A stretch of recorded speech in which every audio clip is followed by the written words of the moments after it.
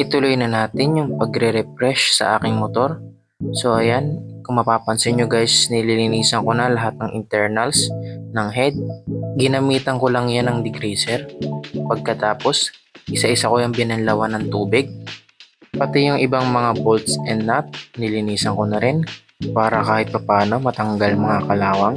Pagkatapos ko yan banlawan, binlower ko naman isa-isa para hindi kalawangin. Kasi pag hindi mo yan binlower, kakalawangin yan pag hindi pinatuyo mo lang ng normal.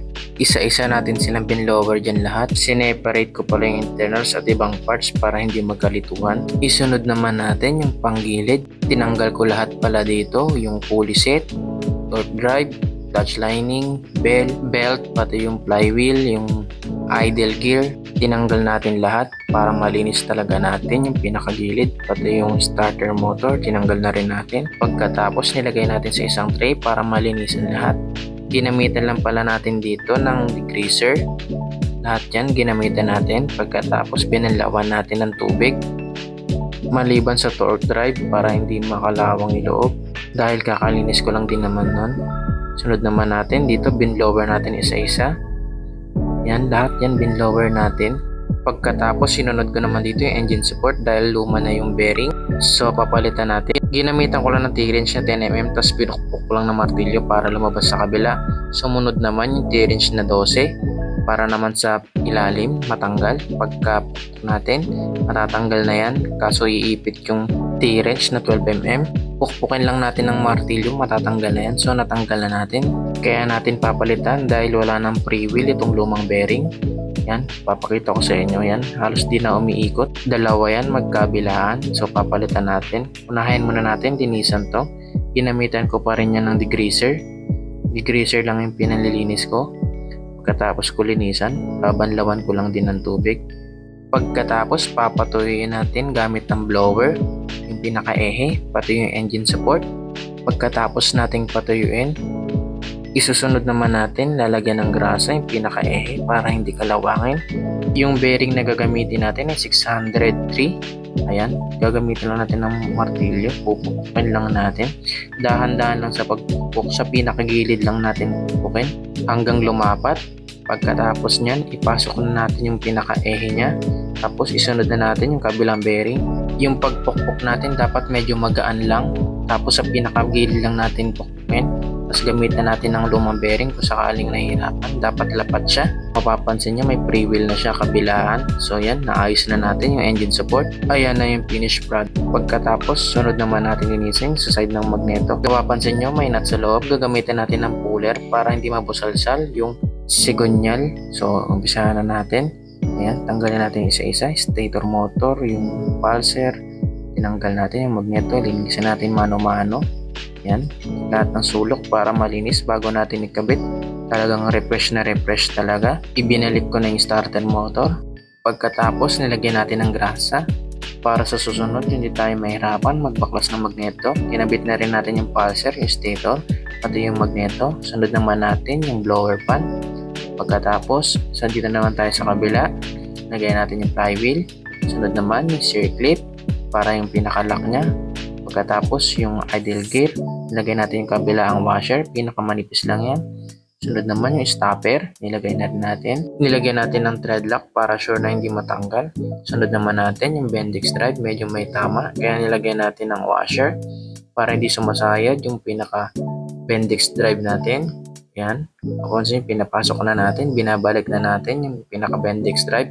Sunod naman natin yung pulley. Pagkabalik natin ng pulley, yung drive base.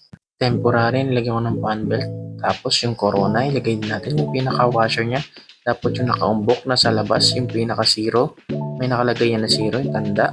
Pag hindi kasi nakaumbok yan, yung washer, may possible na kumalas yung drive base natin, yung pulley. Kung naghahanap kayo ng bagong ganyan, may nabibilihan sa online shop, conical washer. Isunod naman natin i-assemble yung clutch lining assembly. Yan, ilalagay na natin yung tatlong clutch lining, LHK yung tatak. Sunod naman yung rubber damper. Sunod naman natin lagay yung clutch spring, 1K RPM. Pagkatapos, gagamitin lang natin ng proper tools para hindi masyado masira yung butas dyan sa clutch lining. Sunod naman natin yung tatlong washer. Tapos yung tatlong circlip, higpitan lang natin ng pinaka-konti. Yan. Slight lang na hindi siya matatanggal. Sunod naman natin, gagamitin lang natin ng long nose. Pupush lang natin yan. Yan. Kabila naman, lagay din natin. Yung last, kakabit na rin natin. So yan, naikabit na. 1-2 RPM naman sa center spring. So ilalagay na natin. Gagamitin na natin ng tatlong pwersa. Isang paa, dalawang kamay. So dapat ganyan lang muna. Kamay lang natin para ma-sure natin na hindi maglo-loose thread. Tsaka natin impakin. Dapat yung saktong impact lang. Pagkatapos, sunod natin yung fan belt. May araw naman yan. Susundan mo lang kung paano yung ikot ng makina. Pagkatapos, lalagyan natin ng grasa yung pinaka-primary gear yung sa labas lang para malagyan ng grasa yung loob ng torque drive. Ayan, kung mapapansin nyo, wala masyadong grasa yan. Ikot-ikutin lang natin hanggang malagyan yung pinaka-loob. So, ayan yung finished product. Nalagyan na yung loob. Sunod naman, tanggal natin yung mga tira. Ilagay natin sa pinaka-labas yung pinaka-bearing niya. Ilagay natin din ng grasa. Ilagay na natin yung torque drive. Pipigain lang natin yan para pumasok sa primary gear yung torque drive. Pagkatapos, sunod na natin lagay yung belt. Tapos yung nut niya. Yung o-ring, gagamitin lang natin ng impact wrench 24mm yung sukat. Sa head naman tayo, ilalagay natin yung retainer at valve lock. Gagamitin natin ng proper tools. Nauna natin na ilagay yung spring. Tapos, ayun yung finished product. Nailagay na natin yung intake tsaka exhaust. Sunod naman natin yung ibang internals. Unahin natin itong rocker arm. Papasok lang natin ng patagilid.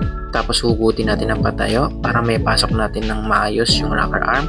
Sunod naman natin yung rocker arm pin. Lagyan natin ng langis. Yan.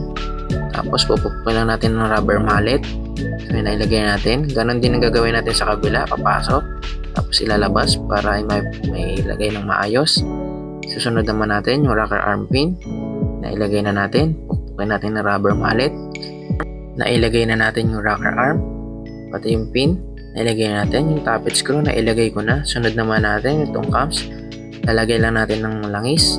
Ikakabit na natin yung cam lock. I-flex natin yung buong head. Ayan, nailagay natin yung bulbs, yung valve spring, valve retainer, valve lock, tappet screw, cam lock, cams. Ayan naman yung intake port, malinis na rin. Pagkatapos yung exhaust port, malinis na rin. Dito naman tayo sa sigunyal, nalinis ko na rin yung pinaka-base niya. Kung mapapansin nyo, napakalinis talaga ng loob ng makina ko. Basta alaga lang sa langis. Kahit yung connecting rod pin, connecting rod, walang tama. Next naman natin, maglalagay tayo ng bed tray dito sa tensioner, manifold, yung black, pati yung lagay ng tensioner, pati yung sa likod, ilagay natin yung head, pati yung lagay ng manifold, pati dito sa base, yung crankcase, lalagyan din natin ng gasket maker. Ayan, nailagay na natin ng beta grade. Dapat manipis na manipis lang. Ayan, nailagay na natin.